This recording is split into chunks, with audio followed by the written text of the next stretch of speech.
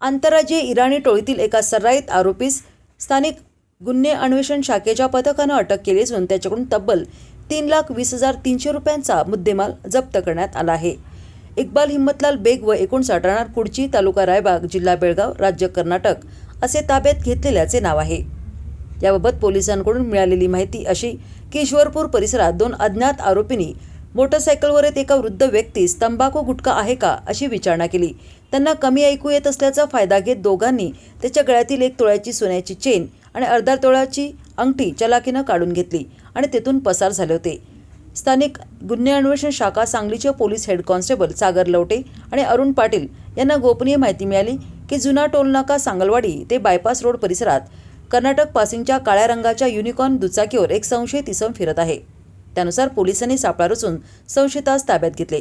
चौकशीत त्याने आपले नाव इक्बाल बेग असे सांगितले.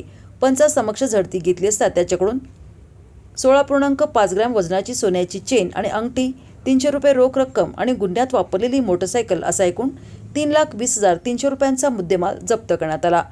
दागिन्यांबाबत चौकशी केली असता 3 महिन्यांपूर्वी ईश्वरपूर परिसरात मी आणि माझा साथीदार हैदर नजरू इराणी यांनी चोरी केली होती अशी कबुली आरोपीनं दिली असल्याची माहिती पोलिसांनी दिली.